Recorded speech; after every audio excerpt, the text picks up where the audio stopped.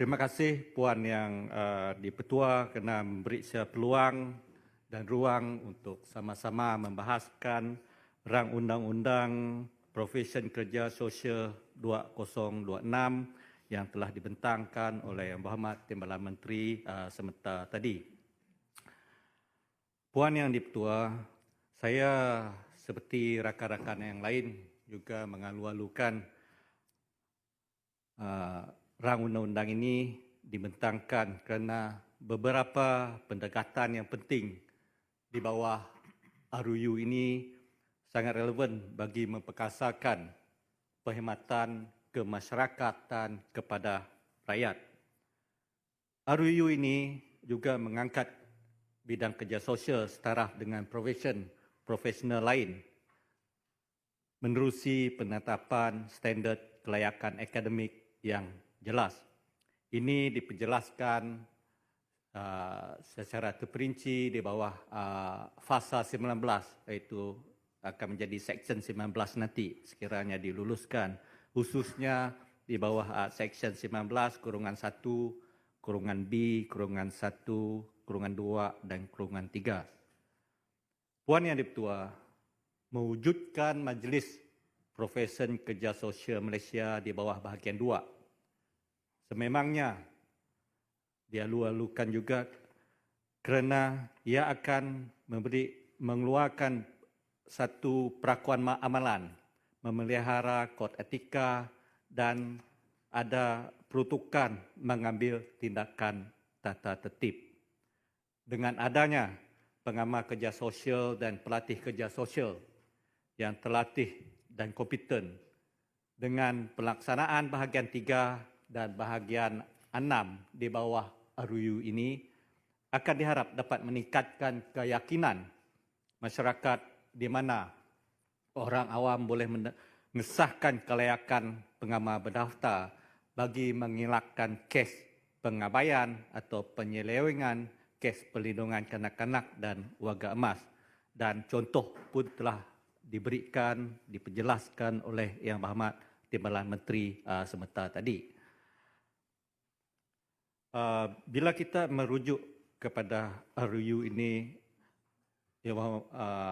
Puan yang di-Pertua, saya ingin pihak kerajaan, pihak Timbalan Menteri untuk menjelaskan apakah penada aras mengubah RUU ini. Adakah kita mengikut akta yang sama atau serupa dari negara-negara lain yang telah membuktikan bahawa RUU ini memang pelaksanaannya akan mencapai objektif yang telah ditetapkan. Puan yang di-Pertua, kerangka RUU ini melalui pasal 19 khususnya juga dijangka menarik minat lebih ramai graduan universiti tempatan untuk menceburi bidang kerja sosial bagi mengatasi masalah kekurangan tenaga pakar di lapangan. Walaupun demikian, Puan yang di-Pertua, dengan memperketatkan kemasukan sebagai pekerja sosial melalui RUU ini, adakah kerajaan telah membuat kajian menyeluruh sama ada RUU ini akan mengurangkan nisbah pekerja sosial berbanding dengan masyarakat di luar sana ataupun menambahkan jurang nisbah ini nanti. Ini amat penting bagi memastikan pelaksanaan akta ini nanti mencapai objektif yang ditetapkan. Puan yang di-Pertua, saya ingin juga mendapat penjelasan daripada pihak kerajaan apakah hasil survey atau input dari lampangan berkenaan dengan peruntukan penalti dan kesalahan jenayah ke atas pengamal yang tidak berdaftar dikhuatirkan oleh NGO yang boleh menyekat atau menghukum aktiviti murni sukarelawan, barisan hadapan, pejuang hak asasi dan komuniti akar umbi. Kesalahan ini diperjelaskan di bawah fasa 31 kurungan 1 kurungan A hingga D kurungan D dan seksyen fasa 31 kurungan 2. Niat seksyen ini adalah baik, tetapi implikasi pelaksanaannya harus mengambil kira aktiviti murni sukarelawan barisan hadapan pejuang hak asasi dan komuniti akar umbi yang tidak memenuhi kriteria pendaftaran di bawah RUU ini, khususnya pasal A19. Puan Yang Dipertua, perkara yang kedua yang saya juga mohon penjelasan daripada pihak kerajaan adalah berkenaan dengan pasal 19 itu sendiri. Apakah rasional dan justifikasi mengecualikan pegawai awam seperti pegawai JKM daripada syarat wajib memiliki perakuan amalan? Memang kita sedia maklum mereka tertakluk dengan arahan General Order dengan arahan-arahan perkeliling berkaitan sebagai pejabat awam. Cuma saya ingin mahu penjelasan daripada pihak kerajaan berkenaan dengan pengecualian ini. Ini mencetuskan kritikan kerana kes kritikal dikendalikan sektor awam tetapi syarat ketat diletakkan kepada pihak swasta dan NGO. Puan Yang Dipertua, perkara seterusnya yang saya mohon penjelasan daripada pihak kerajaan adalah berkenaan dengan syarat kelaikan bersahkan ijazah di bawah pasal 19 yang dikuatiri memikirkan pengamal senior NGO yang mempunyai pengalaman berpuluh tahun di lapangan tetapi tiada kelaikan akademik formal seperti yang diperuntukkan di bawah pasal 19.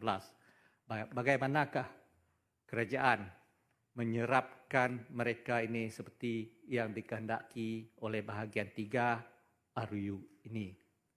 Puan Yang Dipertua, saya cadangkan juga supaya mewujudkan mekanisme Recognition of Prior Learning RPL untuk mengiktiraf, memberi akreditasi dan mendaftarkan pengamal NGO veteran berdasarkan merit pengalaman lapangan mereka.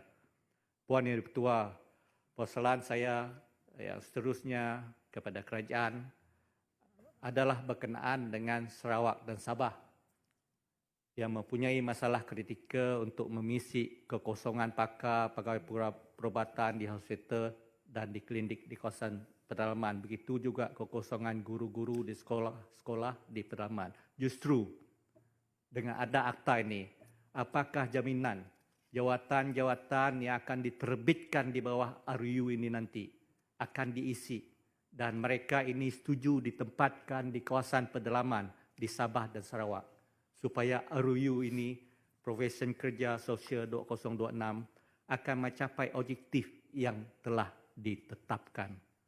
Puan Yang Dipertua, sebagai penutup perbahasan saya bagi RUU ini, saya cadangkan pemberian insentif dan geran khas yang lebih tinggi sebagai insentif penempatan kepada pegawai pekerja sosial di bawah RUU ini nanti di kawasan pedalaman, terutamanya di Sabah dan Sarawak, dan